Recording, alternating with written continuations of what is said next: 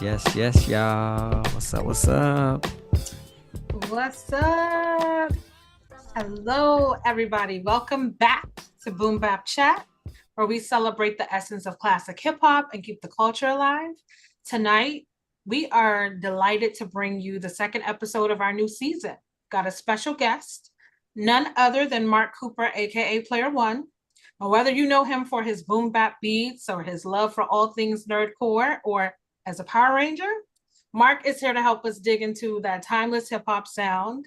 So, whether you're a lifelong fan or you're just discovering the roots of the culture, you're in for a treat. Let's dive into the beats, the rhymes, and the stories that make hip hop great right here on Boom Bap Chat.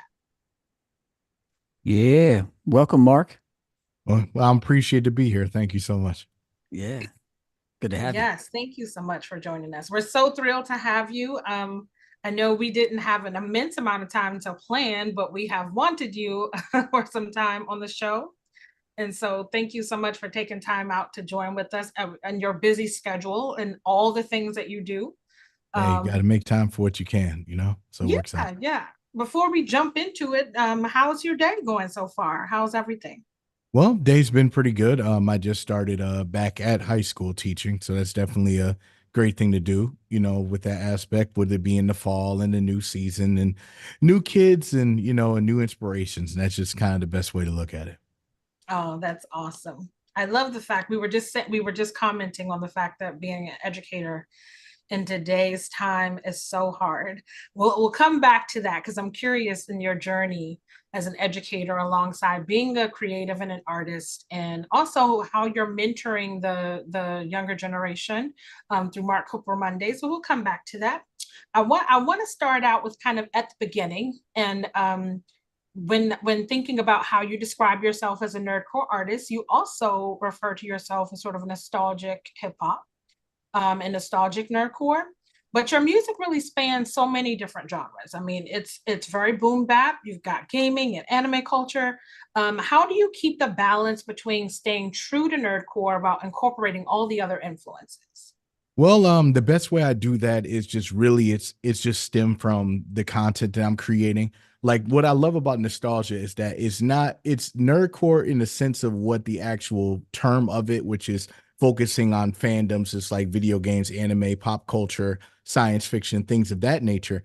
But what I would do is staying true to what I'm doing in different genres is being able to build on the nostalgia because everybody has, a lot of people know what Power Rangers are and Ninja Turtles and things of that nature. And being able to have, common type pop culture that a lot of people are familiar with makes it a little bit easier to be able to tap into that hidden nostalgia, the things that you grow up with. So when I go into various different genres and different fields, I also incorporate different cultures and things I love, like from the synthwave 80s stuff, like, the cult classics, like you think of RoboCop, you think of Terminator, you think of Rocky, and those are various different different soundtracks that inspired the sound that I have today. So I just kind of, I would say, make it a whole melting pot and just just have at it the best way possible. Yeah, that's thank you for sharing that. That's a amazing kind of a tone setting to how you put all of that together and yet you still much remain authentic. And I think about you describe yourself, you're both a producer and an MC. Among other, you also are a composer. How do you balance the creative demands of creating and producing music versus rapping over your own tracks? And producers sometimes have trouble with that. And it seems you do it really seamlessly. Do you find one more challenging than the other?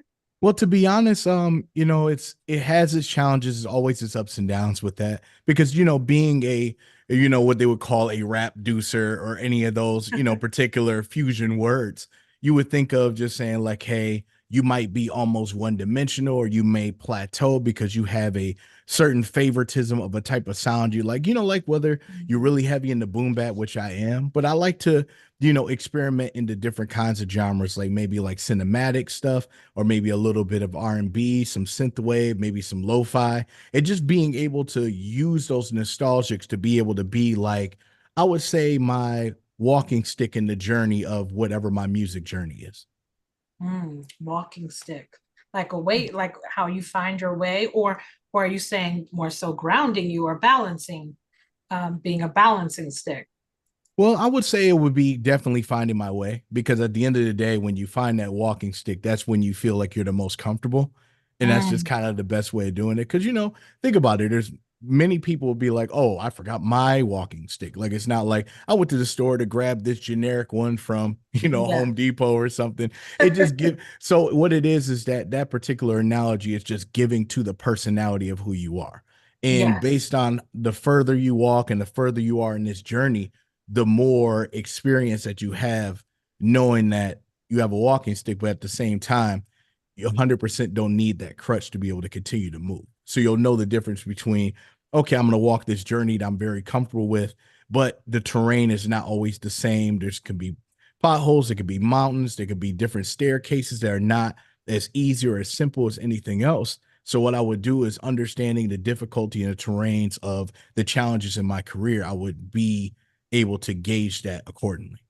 Mm, that's strong. Wow. Dope. Yeah.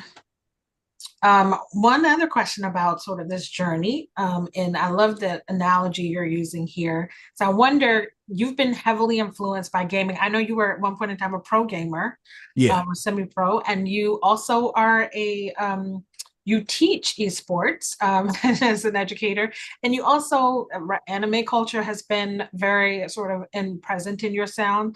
How do you embed those influences in your visual identity? Because I think about something you wear on your hand and Letterman, and even in your production chip tune elements. How do you embed all of those elements? Oh, absolutely. So one of the main inspirations that's actually interesting is that I think of Captain N and the Game Master. And Mm-hmm. the reason why he's significant is because it's like having a power glove, and then having the mat, and then having the phaser, the actual gun, the light Mm-hmm. gun and everything else. And they all have different tools and methods. So when I did the the player one concept, I wanted to make it as it was like a melting pot of everything in myself. Because a lot of times they'll get to the point where they'll divide certain things in their brand, and it can be kind of confusing. So when I go as player one as a default person, then going as Mark Cooper, they're able to see me for two different things. And it's also a great way to be an indicator of, fan bases, as in, oh, I'm a fan of Mark Cooper. Okay, they may know me for my production mostly. And they'll be like, I'm a fan of the stuff that player one. Okay, they're a fan of my nerd references and things like that. And then they'll see, oh, he wears a Nintendo Power Glove. Oh, he's definitely into gaming, which lies to player one, which is also Mark Cooper. So what I try to do with my brand and myself is that, since I'm named my actual self, I Mm-hmm. wanted to make a general overall, as in you couldn't get confused that these particular elements are what you would say my accessories to my brand. And I feel that it solidifies more with individuals that's all across different places, is what it is. So in reality, it's like having a food court, but it's just like making a mortgage, what you call a smorgasbord of knowing that everything is on the same plate and everything is me, and it correlates with the brand.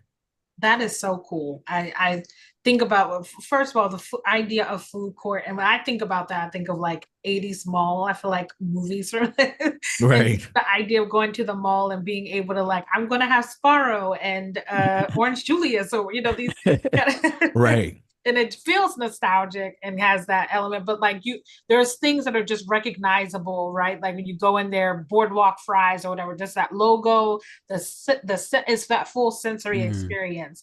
And I'm going to sort of deviate when we talk about this full sensory experience to talk about the orange tape. That, first of all, like, major applause. Teal has to hit the Woo. applause.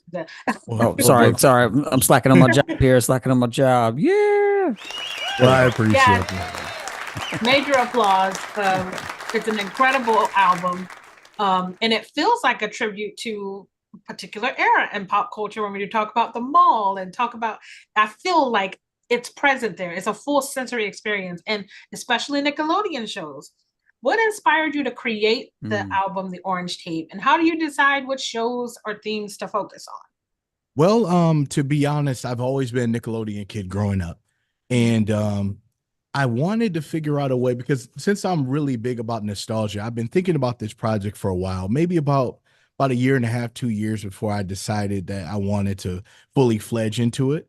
Mhm. And the way I wanted to do is I wanted to figure out a way for something I grew up with as a kid to say thank you for all the memories and, basically, having a lot of us grow. It wasn't just really just the shows and enjoying the cartoons. There were also moral things that we understood. We were able to, it was a network that we felt like that was for us as for kids. It wasn't like, it's just adults. It's like, oh, these kids will like this or, this, that, and the third. Let's put marketing here. Let's sell that. Let's sell this. Just like in any other network, it just felt like they fully understood what it meant to be a kid and the things that we enjoyed for it. And when I was watching the Orange Years documentary, I got inspired even more just by understanding from 1979 to now, which is the 45th anniversary of of the actual network. I was Wow. like, I wanted to do something to say thank you. And so what I did was I created the orange tape, which is actually inspired by the purple tape aspect from from Ring One and Ghost, and I love that because it's like a ingenious fusion for what I wanted to do. But I Mhm. wanted to be the person that's like, I take Nickelodeon and I fuse that with me, and then that would be considered the orange tape, which is also a play on words for getting actual orange VHSs from Nickelodeon from there. Yeah. So Mm, yeah, Wow. so after that, I decided I was like, you know what, I want to try something different that I never did, and I did a Kickstarter for the first time.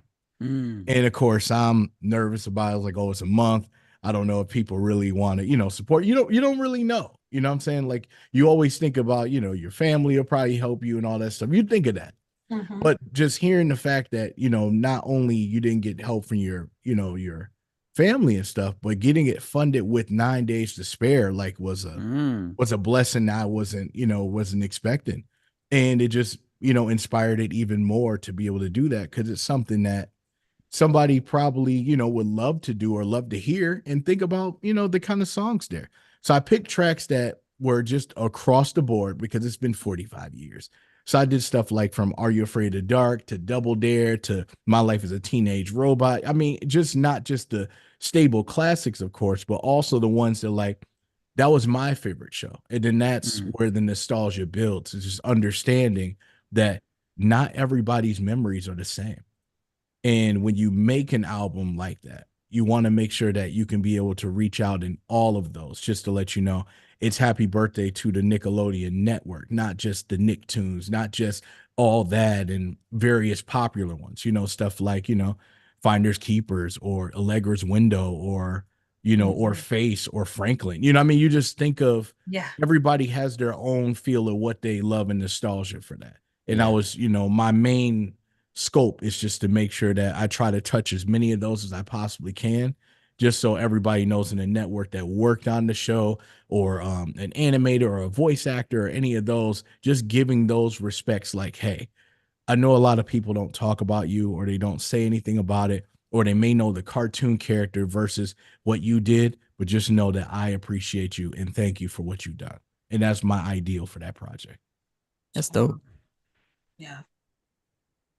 I'm am like amazed at the amount of tracks, like how deep you went, because Mm.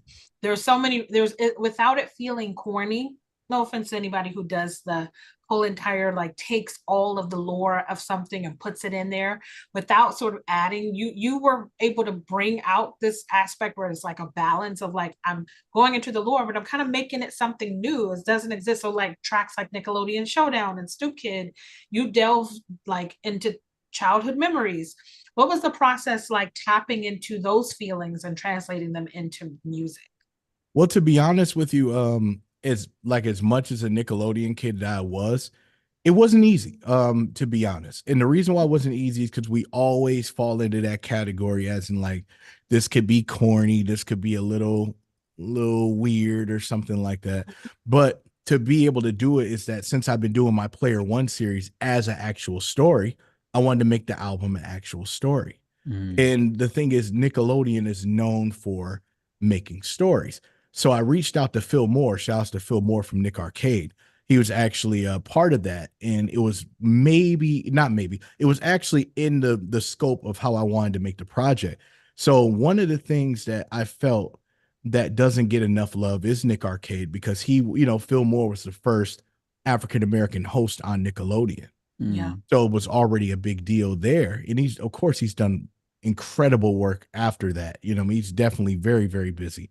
But I wanted to make a concept where it's like, hey, I wanted to be in the video zone. I've always wanted to be in the video zone ever since I seen it when I was a kid. But the thing is, of course, you can't, it's not as, it's not as a mysterious thing now because of how VR and how technology has been, been advanced, and we're already in that situation where anybody could do that.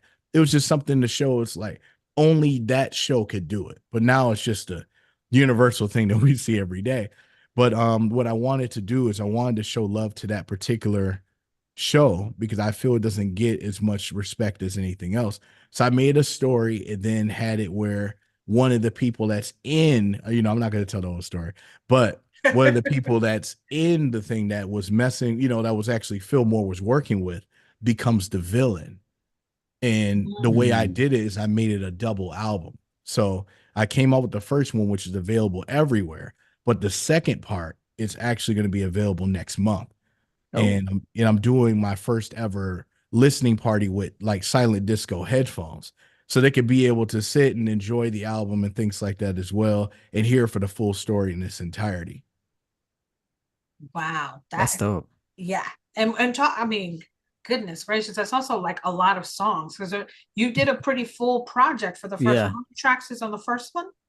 Yeah, 16 on the first one, and then it'll be 16 on this one. And then also I just this is exclusive for you guys. Exclusive. I haven't Ooh. said anything like that at all. Ding, ding, ding, ding. You'll also get a project called The Beats, where there'll be the beats that I made for this project that did make the album. So it adds up to 45 for 45 years of Nickelodeon. So Sweet. Wow. That's dope. yeah. And of Yeah. course you Yeah. get the instrumental versions of the volume 1 and 2 as well. But Yeah. Man. That is a pretty significant list. I mean, that's incredible. I wonder, what do you hope listeners sort of take away? You said a little bit of this today, but take away from the orange tape beyond like the nostalgia and the feeling you talked about, and I've seen you engage around this where people are like, "Hey, how could you make a song for this network that's hurt so many people?" But you just said, but everybody's memories are not the same. Mm. And there is even more an important need to celebrate the larger message of what this represented. So, what is that larger message or theme that you wanted this album to come back? well, the larger message I want to make sure I convey is just letting people know that for a certain the first thing is whatever what we saw on Quiet on Set and on that documentary, it was horrific and it was very disheartening to be able to see that individuals that we looked up to and watched growing up went through so many tribulations and dramas and traumas and everything. And those are situations that I'm glad that were addressed so that way we can figure out a way to proceed for the future to understand the things we're looking for, because we already know, like, not even just that, words can only describe what other networks have went through, especially with child stars and Corey Feldman and all that stuff. Like, these are all things that are been already hiding in plain sight, but now we're in a situation where we have become so internet aware of Yeah. these Mm-hmm. things that it's Yep. impossible to hide it. Before, it was just they were just writing letters, they'll just shred it or whatever, or maybe they'll have the authorities come by and they can get paid off. Like, it was more of secrecy the way they would handle those particular situations. But now that it's up front, it's Yeah. something like this has been a problem for as long as ever, as long as television history. This has been a Yeah. problem for a very long time. And it's good that we're finally getting to that point where we can make some proper steps to either end these situations or minimize them, so where individuals are held accountable for the actions that they have. And then it sends a message to other individuals, as in, you can't treat people that way. Yeah. So it's given that. Yeah. But there's also a other side as well. There's a huge misconstrued situation where people say one bad apple spoils the bunch, and that's something that we've all learned since we were kids or growing Yeah. up. But the situation is that you can't say an entire, like, the whole generation of network that's been around for 45 years has not been in that particular light.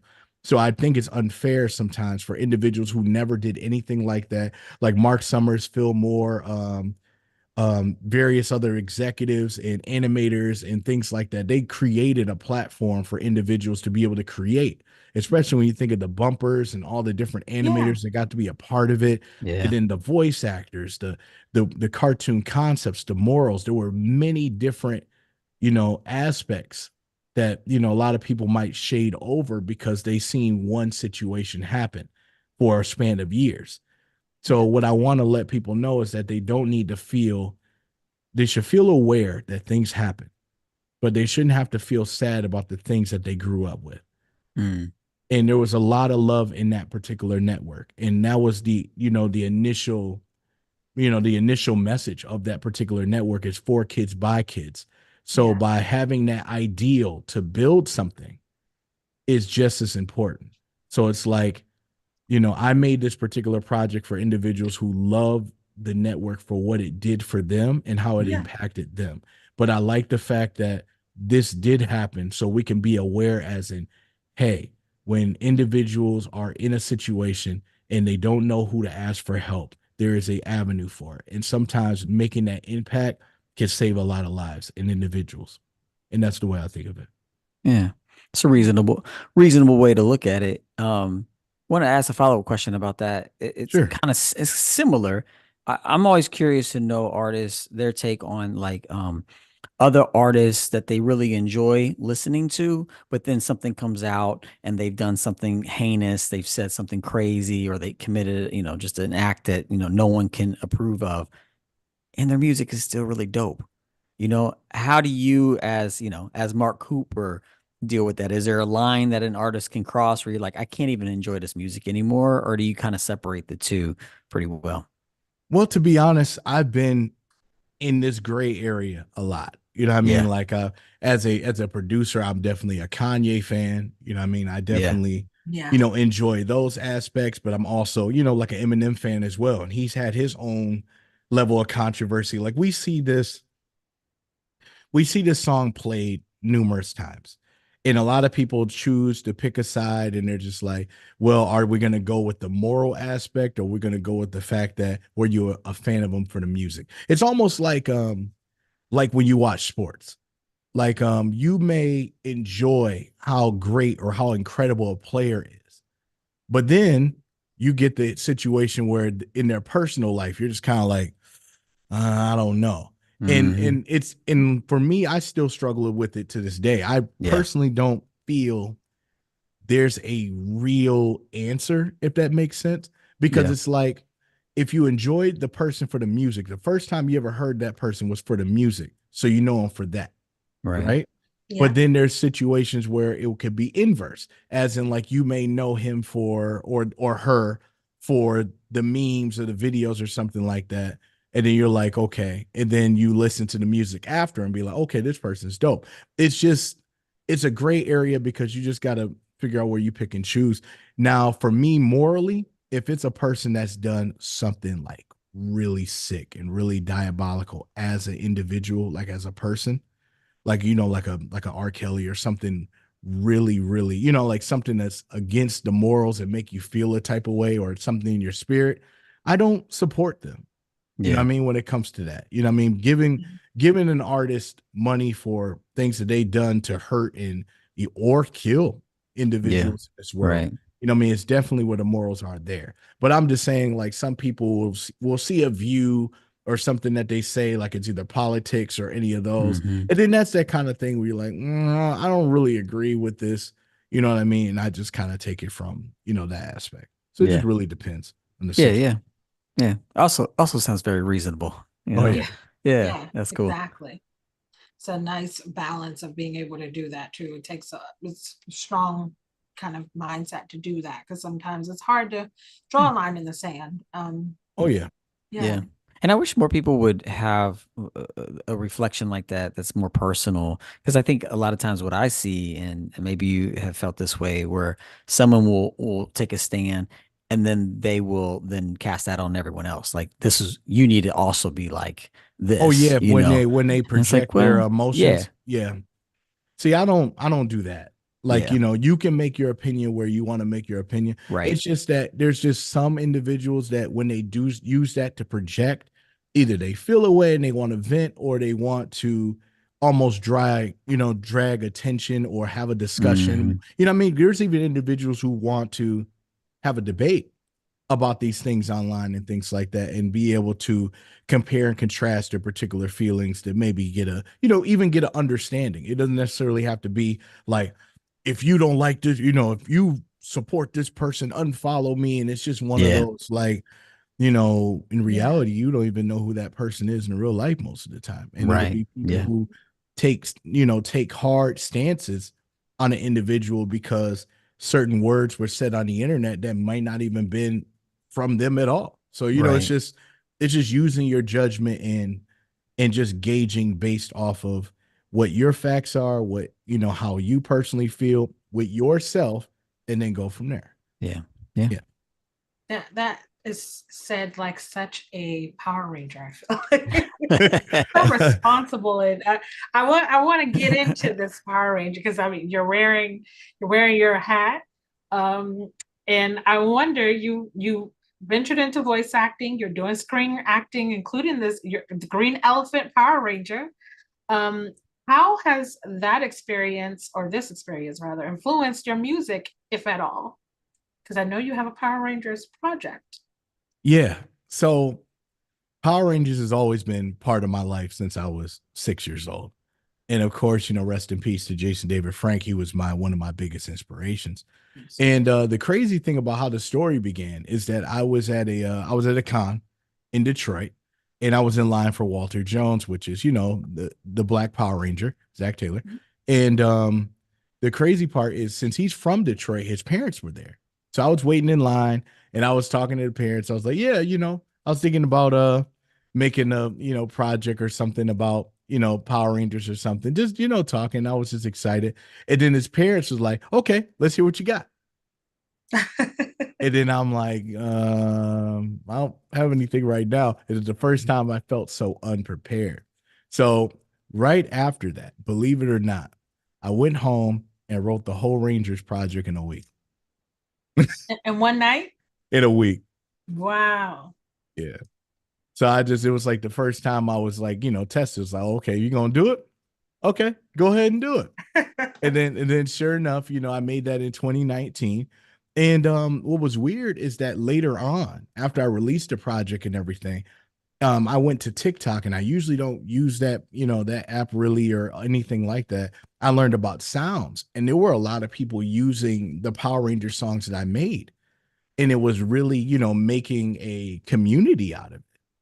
And that was like one of the coolest things I saw, because it wasn't something I just, it's like, hey, check this out, check this out. And it wasn't any of those, like, super promotions or something. Like, I did one per week, which was ironically the start of Mark Cooper Monday before I decided to make it a stream. It was actually that, where I would make a release of some sort every single Monday.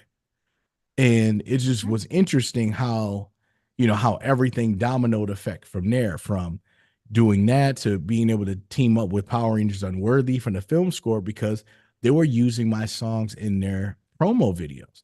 So when we got a chance to meet up and have a conversation, and then next thing you know, I'm doing their film scores for it. So it's just the way everything dominoed all together. And then later, an audition came by, and they said they needed a Blue Ranger originally for another series.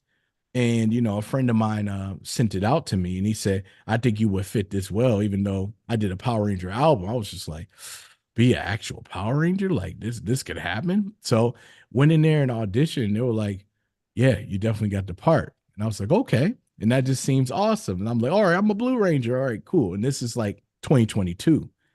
And afterwards they said, hey, it may be a while for this series to come out, but we actually may need a Green Ranger for our next series.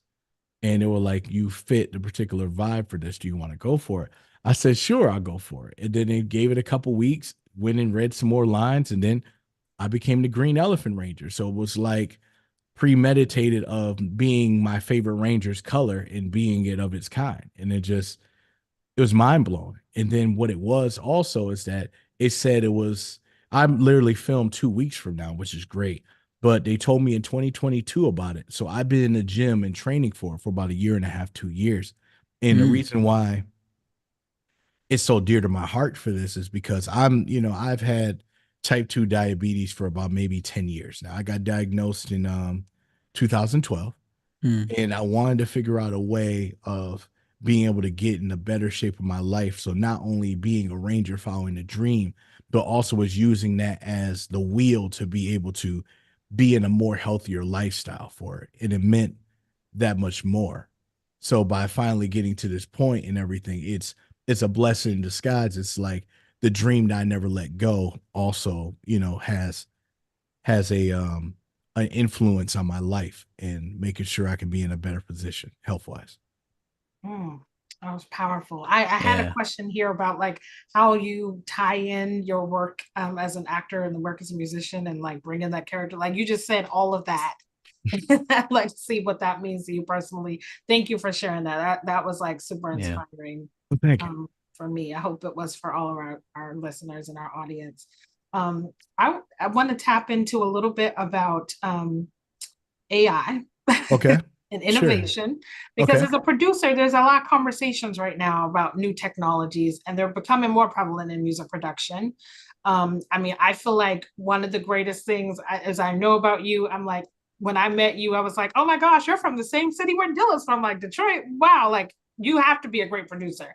But how do you feel about the integration of AI and all this new technology and beat creation and hip hop? And is it something you embrace or are you cautious about it? Well, to be honest with you, in the era of today and technology and things like that, one, you always have to be cautious regardless. Mhm. And the reason why you always have to be cautious is because now from we get from things like splice and sound packs and loops and Mm, samples and things like that. See, the situation is the market has been separated into three different parts.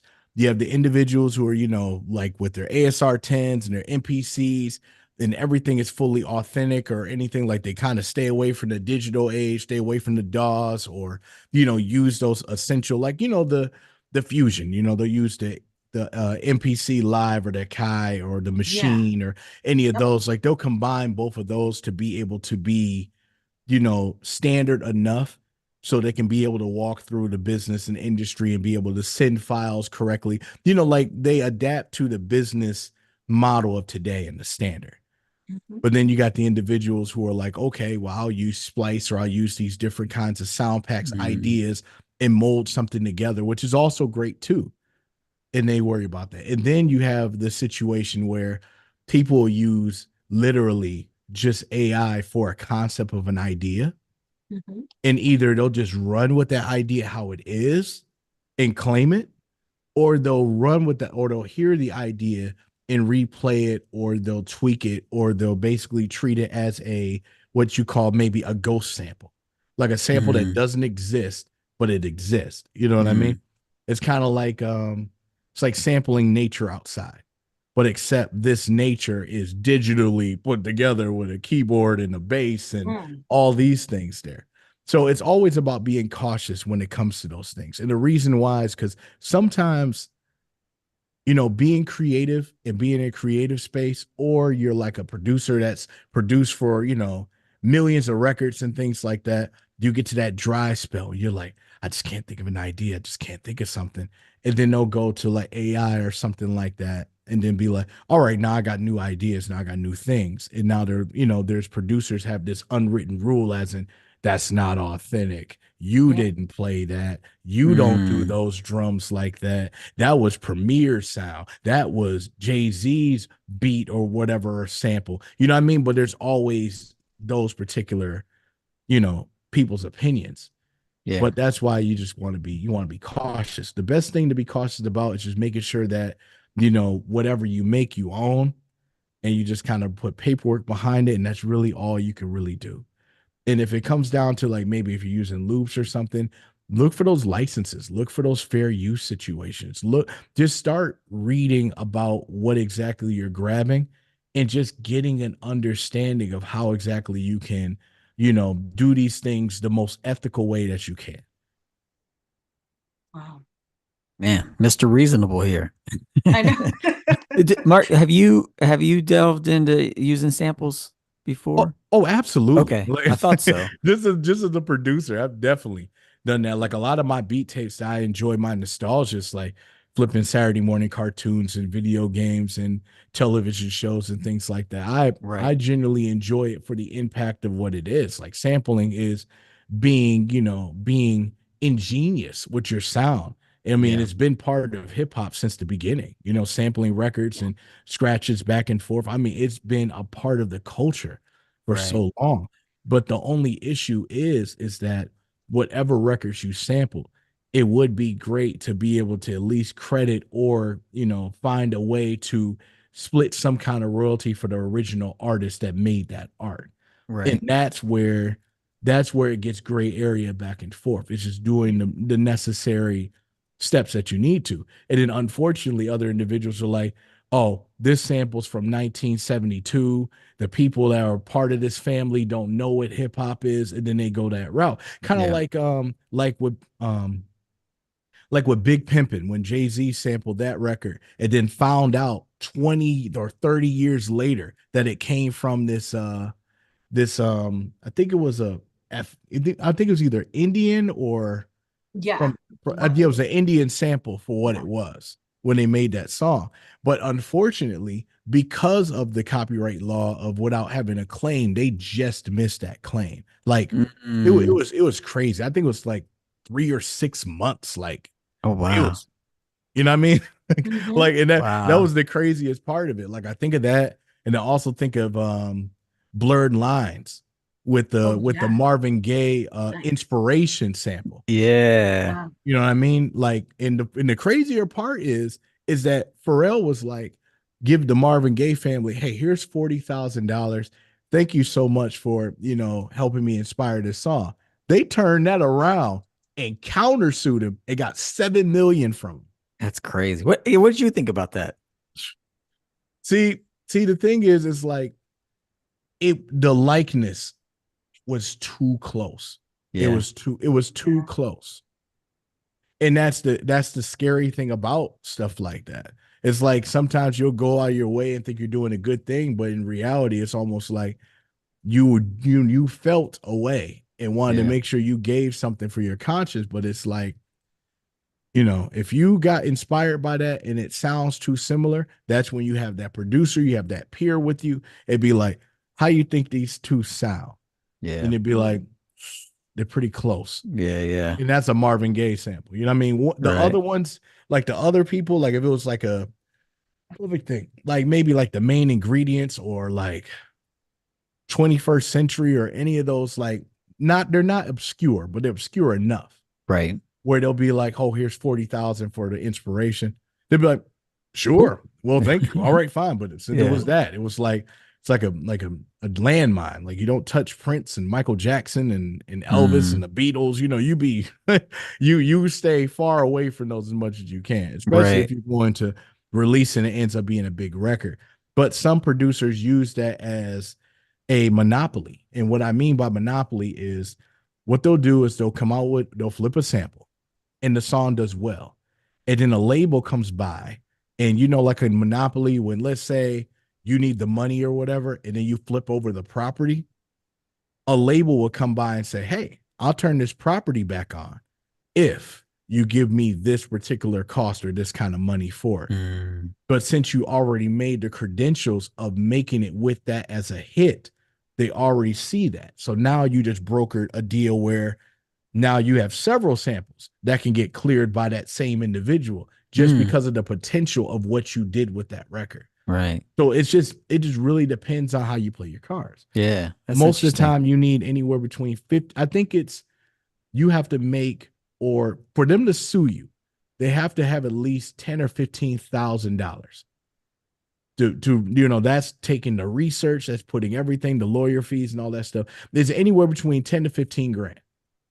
But that means if your streams are like 3 or 4 million or it's just super, super big, that's Yeah. when they come after you. Right. You know what I Yeah. mean? Yeah. Like always protect yourself. But that's one of those situations where you just gotta as a producer, you're kind of just playing the card. Apollo Yeah. Brown's played that game before. Mm-hmm. I mean, there's a lot of things he's went, really well with, and some just didn't go up, the way they wanted to. Right. But it's just as a producer in hip hop, it's just a gamble that you got to play Right. sometimes. Yeah. Yeah. I like learning about Nas, not Nas, Common and the Yeah, light and how he didn't get any, got Yeah. zero royalties from that song. But he was like, it's still one of the most important songs in my catalog. right. Right, It's wild. exactly. The cultural impact of it Yeah. is sort of a trade-off. And I wondered, I was recently talking to a friend and they were telling me about how like Viz Media was in one of the like Anime NYC, and they were in the sellers hall like, hey, if you're making t-shirts or merchandise with any of our licensed manga, or you have your shirts, your various things that you're doing and we own it, like we're putting a cease and desist right now. It's like the new age where we haven't really been, the cons have been a little bit of a space where you could also almost go and get some of this stuff that was like Viz or whoever might give the license, or WB or Warner Brothers, we would be able, Disney, Cartoon Network, whatever it might be, we will be able to go get these things. How do you feel now, and like in terms of merch and making like anime videos or AMVs and stuff, where we're using property, and how does that work in terms of how you see it, licensure? Well, license, individuals got to be careful, and that's what I was saying, in the sake of sometimes when it comes to nerdcore and how there's a lot of focus like with animated music videos, and they use that to be able to gauge their markets and just build their reach. So if there's individuals who are Dragon Ball fans or JoJo's or Sailor Moon, for example, a lot of people will just say, hey, this is a Sailor Moon song, and then they'll have an AMV that's basically from IP from the particular show to be able to convey their story or convey their marketing. But the situation is, it was always a gray area because brands feel like they get free promotion of their product because it's being advertised in the songs and things like that. But they also, it's a double-edged sword because there's individuals that may not be trying to promote the product itself. They're trying to promote themselves and they don't really see any kind of profit from the marketing aspect of it. So with licenses, it's very hard where individuals get inspired by doing their own animation and their own drawing and graphics and things like that.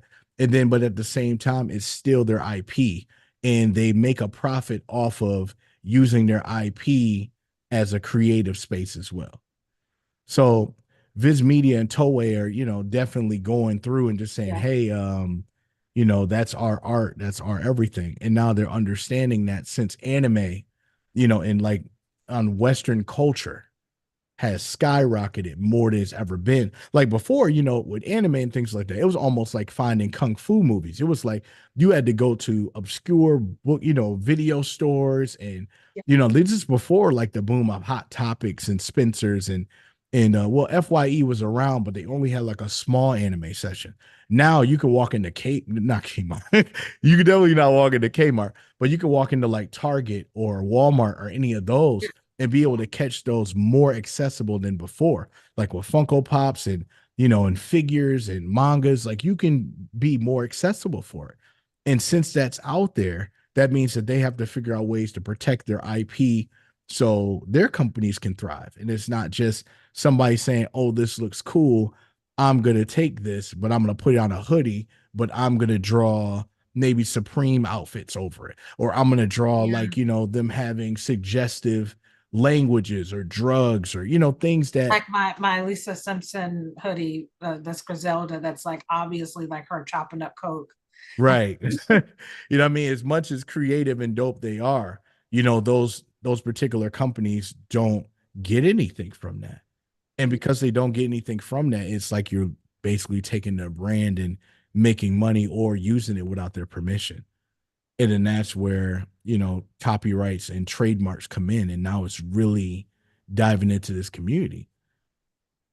This all sounds like, thank you for this education lesson. It sounds scary, but like it is so important to know all of this information and be armed with it, because there are people that may not recognize how much paperwork there is to do when you're making songs of the caliber that you're making, and when they're, hitting audiences that may be looking at this legally and may, so being able to own, and the fact that you said you have to work on all of having your paperwork right, which is, I love that.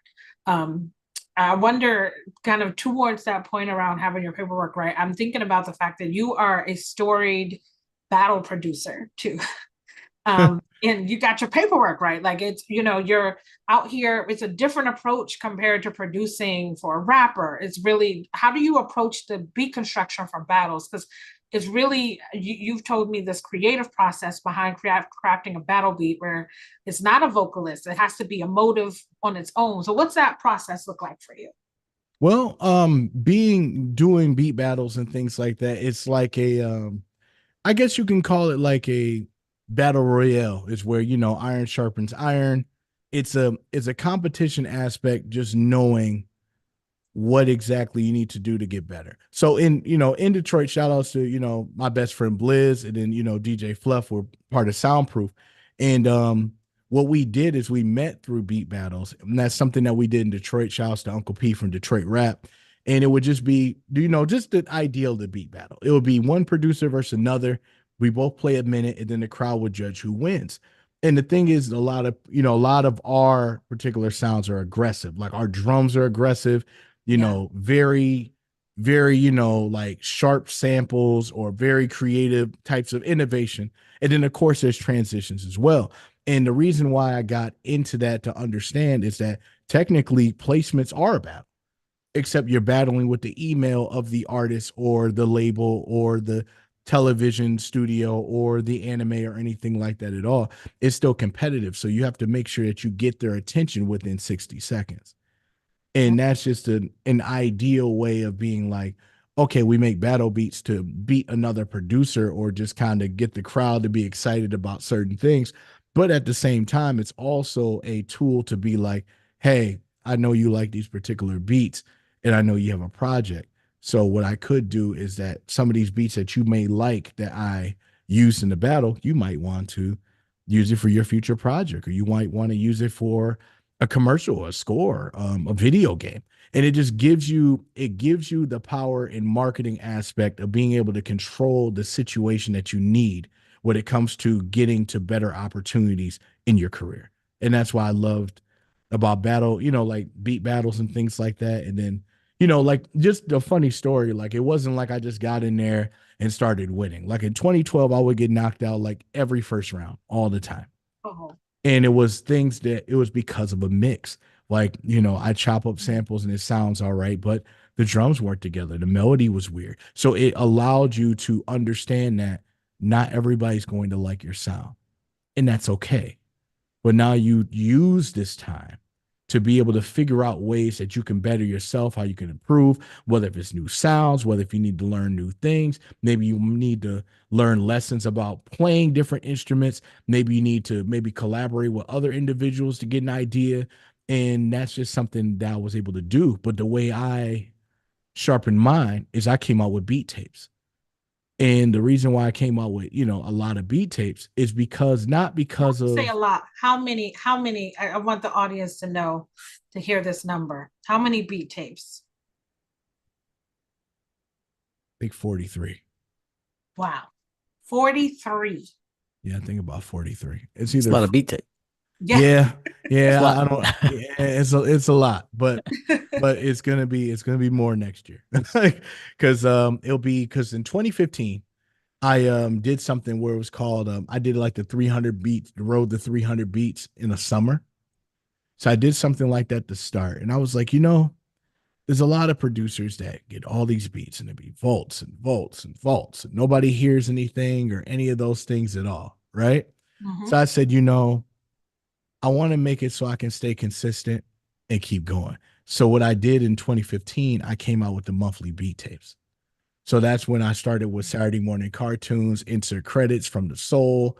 Um, I Know How You Feel Man series, which is like one of my stable go-tos, which is actually inspired by Doug, which is the reality is nobody ever knows how Doug feels. So it's kind of like a way for me to be like, you don't really know how I feel, but I'm gonna put some music out there. You might catch the feels. You know what I mean? Yeah. So I did that. And then in 2020, I did the same thing, after 5 years doing a monthly beat tape. And since it's 2025 being 10 years, you get another Wow. 12 from me this year. So you'll wow. So you're releasing another month, every month a new beat tape. Yep, for 2025. Wow, that is amazing. So, You'll have like 100 albums in like no time. well, to be honest with you, that's been kind of, like a small goal. Like my favorite number is 99, but Mhm. I just get to that point where if I get to that point, because projects wise right now, with the second album that's coming, it'll be 68. So I think about these things and just try to make sure I, grasp the concept the best way I can and just do that. And then also when I made these beat tapes, I was in a health situation and I wanted to make sure that, I stayed out of depression when I was making these things. So Yeah. what I would do is those beat tapes for a month were a way to, to stay consistent with my brand, but also stay consistent as in you got to keep working, you got to keep moving. You will definitely get better. And then over time, 2015, I ended up winning. Nope, 2014, I ended up winning my first big beat battle. And then after that, it just kind of, spiraled from that until this year where I was able to win March Madness and finally got You a got your championship belt, belt. your championship Right. belt, Heck which is yeah. in the image. Exactly. So it's just like for anybody who's a producer or an artist and things like that, it's that, the more input you put in, the more you'll see from your output.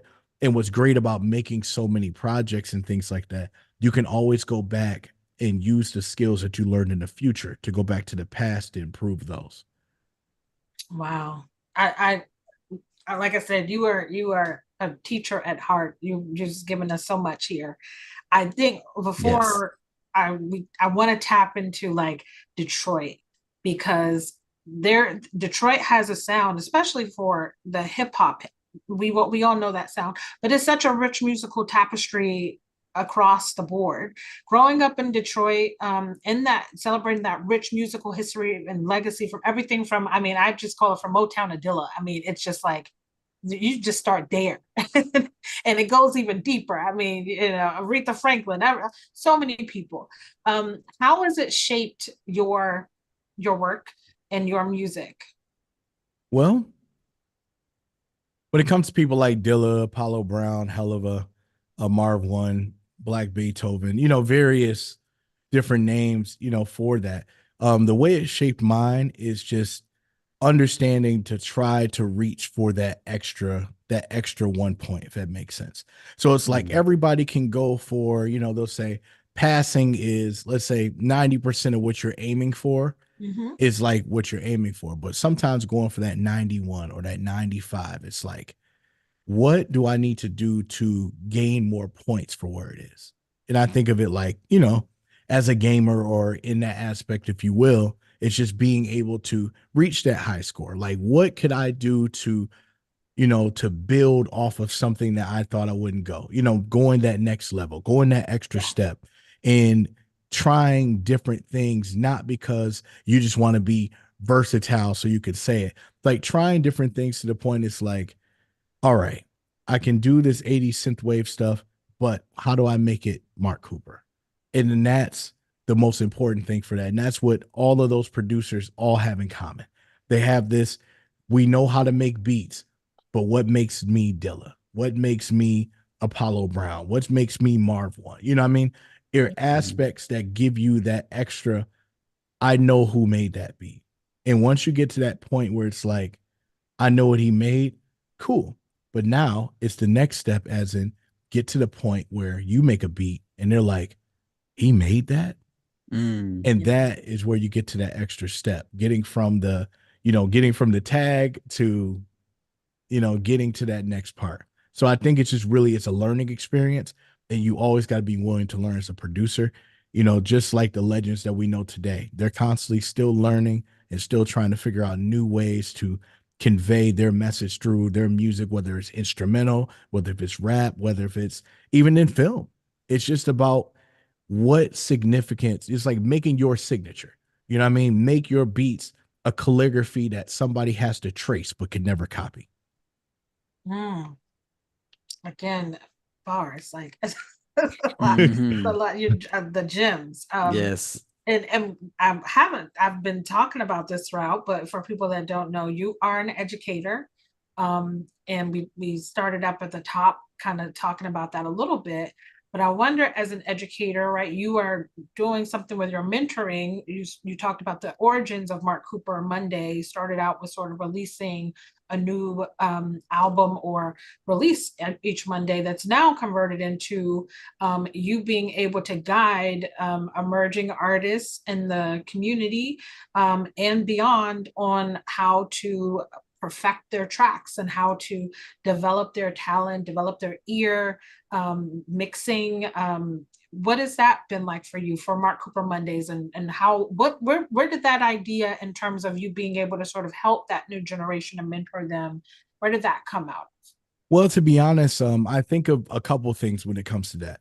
So when I did the Mark Cooper Monday originally, I was just, releasing tracks and things like that.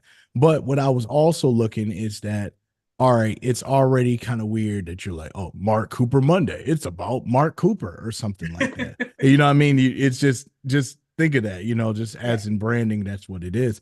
But the thing is, what I've noticed that, in marketing, is that there's a lot of people that say, me, check me out, check this out, see what I'm saying, see what I'm coming out with. I want you to do what I want you to do because it's my day kind of aspect. And we see that a lot when it comes to artists and things like that when we come to our marketing brand. So the thing is about me being a teacher and being a person that always wanted to help peers and things like that and provide information. What I was like, you know what if I do a segment where it is me talking and they are engaging, but they get something from it? They get a chance to learn different things and try, even because sometimes, we've all been artists that we really don't know what to do. Like a funny story is that my first ever beat, believe it or not, my first ever beat that I purchased, I was at Wayne State. The first beat I ever purchased, I went to the mailbox and put $125 cash in the envelope Oh my to gosh. send to that producer for that beat Wow. for one of the albums where it was the first beat I ever bought. But Can the you thing say is, who the producer is, or it's a um, um, was it Mr. KA? Yeah, I think it was Mr. KA back then. wow. Yeah, Mr. KA was I like like, him because he's got my initials, but I don't know him. But yeah, but yeah, he was big on SoundClick at the time. That was like with the Shadowvilles and the Johnny Giuliano when he was coming out, and that was like the SoundClick era. And now was the situation where before people were taking beats off YouTube, they were going on SoundClick. They were clicking the free download and then they were just recording, and that's just what it was back then.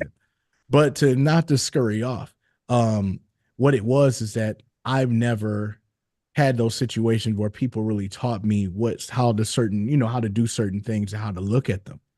So I Mm. wanted to be able to provide a platform in this generation. A lot of them are learning to record from home. This isn't they already had to save their money up to go to the studio and then get the experience of not knowing the verse well, or, wasting studio time trying to get it right. Like there's many of those elements and obstacles that we had to go through as artists before them. So yeah, when they're recording at home, they never had an engineer say, "No, do that again. No, that sounds weird." No, Mm. there's not a person behind them with the press of time to be like, "No, you need to do this over." So they're releasing it by themselves and just being like, "Okay, this is good." But sometimes they're like, "Hey, my sound doesn't sound like everybody else's. I'm not really sure." And a lot of them are kids. Mm. Like what I mean by kids, I mean like, early teens to maybe, early 20s.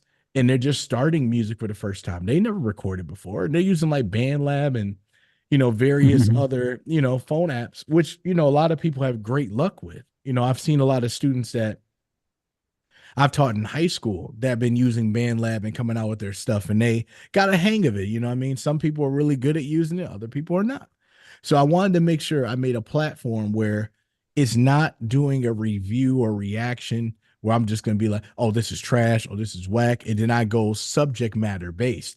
I go in a situation and be like, hey, I would do this differently. I would record that way. You know what I mean? I would recommend, just certain fundamentals that they may not know about recording. You know what I mean? Like from, for example, of where you hold the phone when you record, or where, how Mm, much of a distance from the microphone you have. It's just basic fundamentals that are needed, necessary for you to be as successful as you possibly can. So it's yeah. not necessarily about the content, because you've seen all over the internet. There's everybody that likes whatever they like, Yep. but you can't be that person to be like, this is trash. Don't do this anymore, because I'm giving a subjective opinion. And for a person who's making their first rap song that's never done music before, you may have discouraged that person. Right. And they may, and there's individuals who pay other people to listen to their songs just so to be like, yep, just keep doing your thing. And then now they're out of money because the person didn't really care, which is about, oh, thanks for reviewing. I did my job. Okay. So I just want to make it a safe haven, a safe place for newer artists.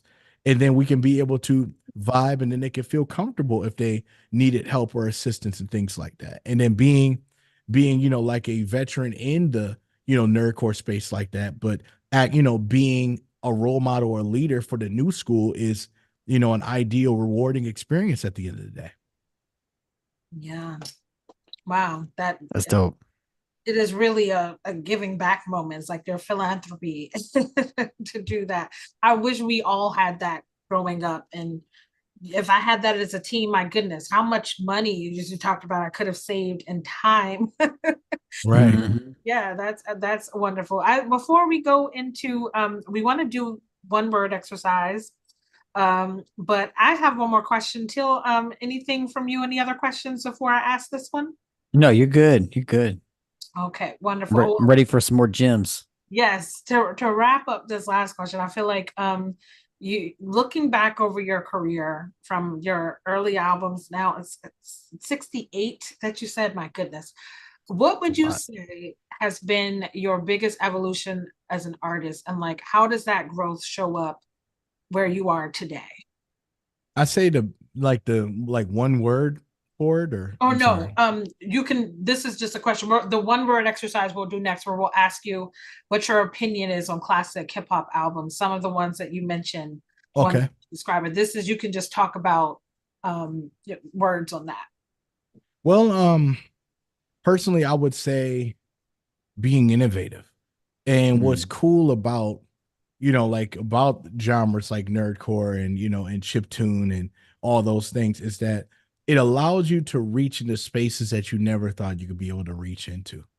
And the reason why I feel like it's one of those things where, especially for an individual that's came out with, just a few projects, but but but the point is understanding that there's endless opportunities for ideas and things I could be able to do.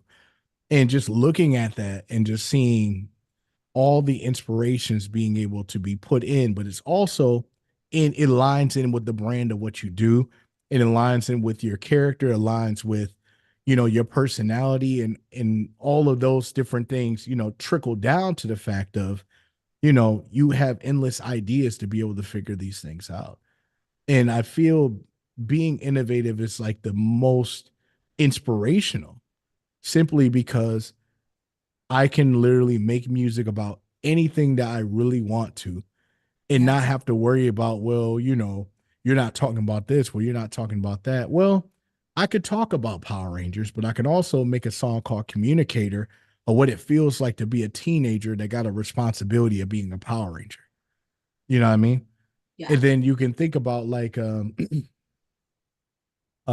maybe another story here. So I can think about like Stoop Kid. So for the track for Stoop Kid, it's like, Stoop Kid's afraid to leave his stoop, but it's the reference of being able to step out on your own and do the things that you love to do, regardless of what the chorus says. Stoop Kid's afraid to leave his stoop. You can call me afraid, but to me, I'm fearless. And that's kind of the idea that you want to have for a metaphor. You know what I mean? It's just being able to take a concept, or let's say, for example, Legos. Legos have directions of how you could build something, but it doesn't mean you have to follow those directions. You could build whatever you want. The picture says you want a car. Does it have to look like that? No. But the point is, it was a car. Wow. Yeah. Yeah, you got to listen, powerful messaging. We have been had a great season where we had gems dropped by S, and then you dropped some incredible gems. Shout out to our chat. We had Shubzilla was just giving your scholars, the Mark Cooper scholars are seriously the best artists. They are lucky to have you, Mark effing Cooper. Yeah, so salute to a Rebel Legit and Marcus for joining us, and Michael Hamilton.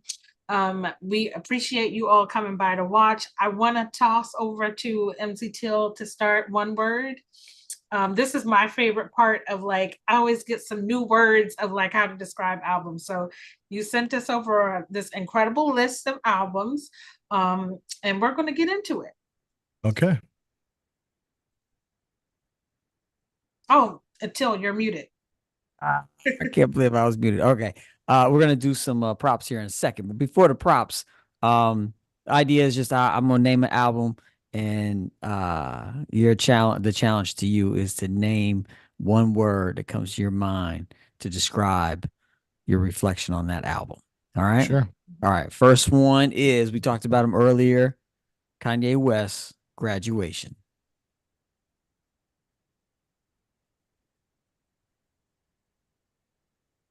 And it's one adjective for it. Or just no, any word, Oh, okay. one word or facial expression. Okay. Chilling. You say chilling? Yeah. Why chilling?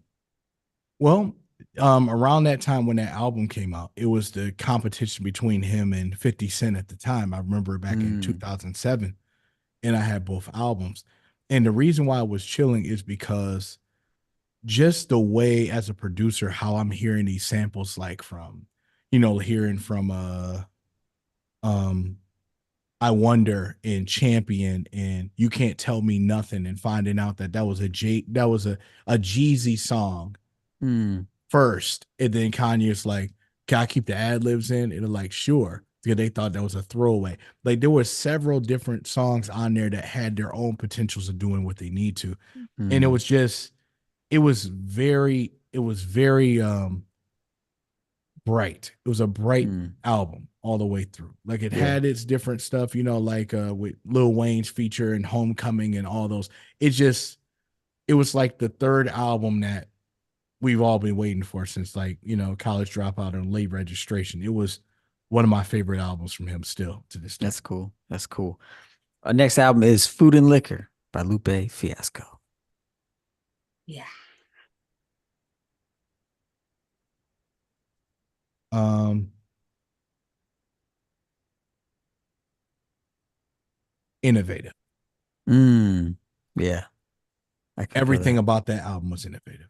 Yeah, Like everything. Like, nothing sound the same. Nothing sound the same, and it was a story all the way through. yeah. Especially because even Lupe had an outro that was 18 minutes long, shouting out everybody. But that was one of the greatest beats Mm, Yes. ever I've ever heard. that was dope beat. And to get it to play for 18 minutes and not get tired of it is something. Yeah, yeah, yeah, for sure. All Yeah. right, next one is The Incredible True Story by Logic.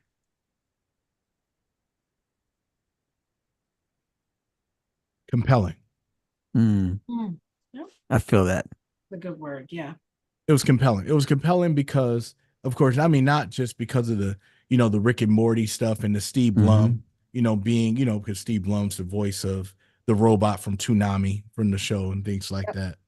And being able to have different aspects of being in the future and telling and compelling a story. It was definitely inspiring for me, like when it comes to the Player One series of how a playthrough would work.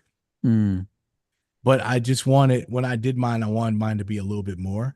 But just the whole concept of going from start to finish and making it, have its compelling inspirations and stories and morals and things like that all the way through made it a very compelling and complete album. dope, dope. And sometimes sometimes complete albums are where they are, and it's more than just having 12 or 13 really dope songs and things like that. And that's the difference between like an album and what people would say is a playlist. Yeah. That's Yeah. just the way to think of it. I agree. And I love albums. All right. The next one, The Eminem Show by Eminem. um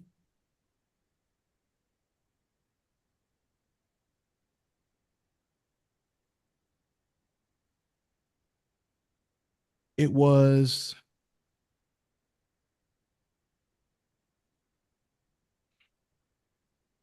this one's kind of hard actually, because I was gonna say one, and then Mm, yeah, um it was Fearless. Fearless. Yeah. Yeah. Okay. That Yeah. was that was the third album where everybody's hearing Marshall Mathers LP, Slim Shady LP, and then they're like, this guy raps about this and Mm, negativity and all those things. And then he basically made an album. It's like, okay, I know you say all these things about me. Yeah. Now I'm going to say it and make it a show. Come on and watch all the things I'm going to say. So he's like, if you want to make me the bad person, or you want to make me the controversial rapper, oh, I'm Caucasian rapping in a black space, or I'm a guest of hip hop. Okay, let me show you what I can do. mm, And then he had stuff like talking about white America and talking about how politics for that, and talking about Soldier, and then like in Square Dance. It was like something, because the thing is, what people don't realize sometimes is that Eminem, most of his hits have been parody songs. How yeah. like a Weird Al Yankovic, or like Hmm. any of those, they have been parody records, Right. and Yeah. they poke fun on everything pop culture, just like Weird Al Yankovic. But it's the difference Right. because he's rapping, he's more aggressive than he is, but essentially it's almost the same thing. But he Yeah. also has compelling records that are like, like The Way I Am and Lose Hmm. Yourself, and all those things. They Yeah. all have particular messages they use in the platform. And that's why that album to me is fearless, as in, look, you're already going to judge me for this anyway. I'm just going to come out with it, but I'm going to do it the very, very best, where it's undeniable that I am that kind of an artist. Yeah. Yeah. Yeah. Yeah. I can see that. All right. Three more. We got some visuals for this. This is Good Kid, Mad City by Kendrick Lamar. Inspiring. Inspiring. Yeah. Mhm. Is Yeah. that your favorite Kendrick album? Yeah, it is. Yeah. That's a good one. I mean, I And like Section 80, and I like I do like Section 80. I do. I no, go ahead. What were you saying? I did cut you off. Nah, but I liked Good Kid, Mad City because it was like one of the last like CDs I was buying when they Mm. were coming out in Best Buy. Oh, yeah. And like my favorite two tracks, of course, is Sing About Me and The Art of Peer Pressure. The Mm. Art Those of are Peer good. Pressure, just the way that he wrote a story in, like, it's especially, it just made it feel like that you were there, like you were just stealing, PS2s out the trunk, like made a left and then a right and then a left and then made a right. You know what I mean? Like that Hmm. clever type of concept. But if you hear it and then you hear what the cops did say, then the left, then the right, then the left. And then the thing Mm. is, they still were supposed to meet at the light Mm. because there were inverse of those. But it was a one lucky night, meaning that after all that turning, they gave up. Mm. And that's the one lucky night. That's what I thought was just super, super clever about it. And Mhm. then just the art of peer pressure about being with friends so you can feel like you're accepted. Because if you're in the street, it might be something that you don't do, but you're gonna do it today because you with the homies. Right. Right. Yeah. You know what I mean? Like, I love the cleverness of it. And it was just Yeah. very, very witty all the way through. Yeah. Indeed. Yeah. Indeed. All right, next one is The Dreamer, The Believer by Common, produced by No ID. Mm.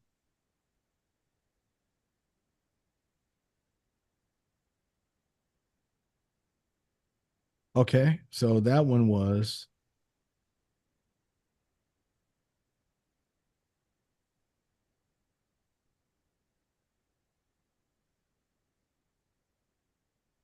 um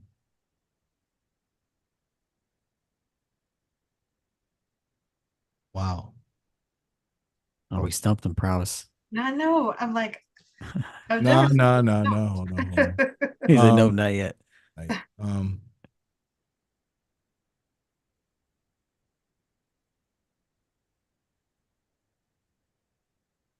Colossal. Hmm. Why Colossal? Reason why it was Colossal is because, with Common, we think of all the different kinds of beats he has for different albums and things like this. This is Hmm. like, this was, I mean, the production in this was strong. Like from Mr. Blue Mm. Sky to, Celebrate. Yeah. Gold is one of my favorite beats on that album.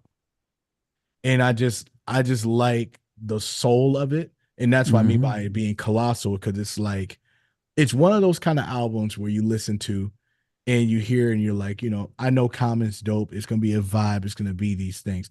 These are that kind of album you could come back to 5, 6, Yeah. 7 years Yeah. and still be like, oh yeah, this is awesome.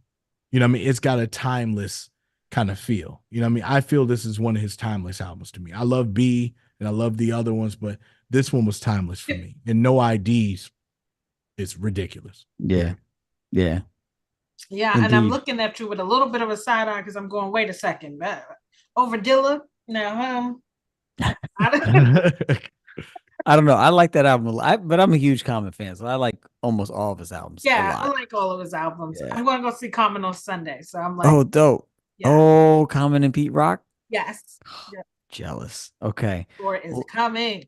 Last one, maybe the best, maybe. I don't know. We'll see. This is The Book of Ryan by Royce the 5'9".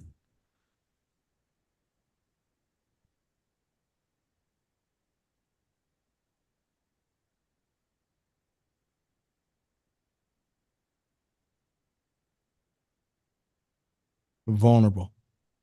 Yeah, that's a good word. That's a word. Yeah. This is vulnerable. Like Yeah. that's an album. And probably for me to come out with an album like that would like have to be literally maybe not even now. I couldn't come out with an album like that in like maybe 2 or 3 years from now. You know what I'm saying? Just Mm, by all the time and things like that. That's one of those kind of albums, as in like, look, this is me.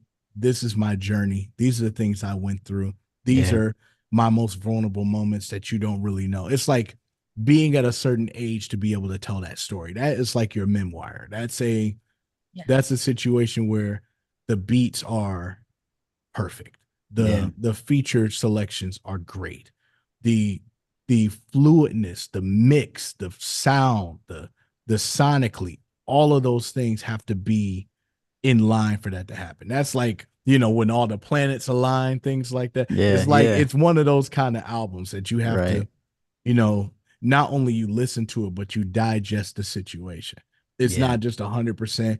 All right, the beats fire, some are on lock or things like that. But I liked Cocaine and I Yeah. liked, Yep. Godspeed in those songs. It's just so you can almost kind of be in the life like a Book of Ryan. You know what I'm Which, saying? yeah, I hear all that. Which one was the song where he's talking about he's talking about his dad? Cocaine. Uh, oh, that was Cocaine. Okay, I was thinking of a different one. Yeah, that's the joint right there. Man, I love that one. And then, no, maybe okay. What's the one? Maybe it is Cocaine, but I feel like Cocaine. He's singing more on that song. I feel Or, like are you they were talking about the one where he was rapping about his dad and then they yeah, were having the fight in the house? yeah, and Yeah. his brother, Oh, said something yeah. crazy to his dad, and his dad, Yep. knocked him out or whatever. Yeah, that Yep. song. Is that Cocaine? No, Okay, that's yeah, I thought Power, maybe. I might be making up song titles now. No. Power is on there, but I don't Ours on think there that. because and Rebel says that's their fave one too. But I'm like, I Yeah. don't know if that's Power. There's a lot of great songs on here Yeah. though. A lot of great Yeah. songs. So excellent. Well, you passed the test, Mark Cooper. You did it. Yay. Congratulations. But we always like to, we like to show our guests love, and we also like to show love to those artists and albums that have inspired our guests. So appreciate you playing along. So Thank you. yeah, you're welcome. You're welcome. All Well, right. Till we want to switch over to doing shout outs. Yeah, Any let's thoughts? Well, wonderful. Let's start. You want to start with shout outs? sure. I'd love to start with some shout outs. Well, shout out to Detroit hip hop. Man, I don't know what it is about Detroit, but it's just amazing artists that come out of that city. Some of my favorites of all time. So just shout out to all the Detroit MCs. Shout out to Finale. Had him on the show. He's a super dope MC. I feel like I saw a post of him working again, doing something. Yep. He's Okay, got good. a project coming. I I got some stuff on there too. Oh great. You know what's even Dope. more hilarious? What's that? People sleep on the fact that me and him have the same last name, and nobody makes that comparison, like if we're Oh related or really? not. Yeah. Yeah, I didn't even know. I just knew him as Finale. So, Yeah. that's dope. That's dope. Yeah, shout out to him. Shout out to the whole crew, Joe November and Profound and Big Stowe, Bo Brown and uh everybody, and Niall Murad, everybody in the crew. Um, and shout out to you, Mark Cooper. Appreciate you being here tonight. I'm Appreciate you. honored. Thank you. Yeah, man, taking, always appreciate artists that, really focus in on their craft, take it seriously and get better and just put out great, not just great music to the world, but, doing great things as well, working with young people and just being an inspiration to so many. So just appreciate you for that and appreciate you coming by tonight and sharing a little bit of your story and a little bit about yourself with us tonight. So thank you. Shout out to you. And I'll turn it back over to Prowess. Well, yeah. I mean, Mark, why don't you go next and Oh, do your shout outs? I'll go last. okay. Well, great. Of course, I'll shout out, my friends and family, obviously. Shout outs to Blizz and DJ Fluff from, Soundproof, when we've definitely been doing our particular work.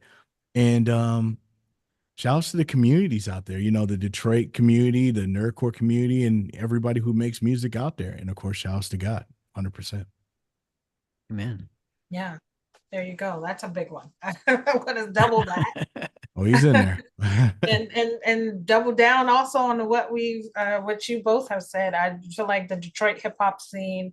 I was raised a little bit by the Detroit hip hop scene from Slum Village and J Dilla. Listen, I remember Mhm. finding my first J88 album in a Tower Records with my dad, and not knowing what these guys were on here doing, but I just wanted to go home and take it, and I listened to it and I was hooked ever since. And the first song I heard was Fall in Love Part One. So I was like that from that point on, right? So a shout out to everything we talked about, from gaming, anime, geek culture, and the Mhm. convergence of it, and nerdcore. Whether folks are just joining the space or have been in it for a long time, this community is so inspiring. And you've got now Megan the Stallion just like blowing this up in such a way. And she's taken a lot of battle, scars, I feel like, as she's kind of representing for all of us about her authenticity, right? It's like, oh my gosh, what are you putting? You're putting this too much in the pervasive. She was dressed up in cosplay last night or for the VMA So Awards, and I mean I've never seen anything like that at a VMA Awards. So that I just want to shout out that all the way to like an Open Mike Eagle and Denzel Curry. I feel like they don't get enough respect for how much they infuse anime and hip hop culture. And also shout out to all the producers and DJs and crate diggers.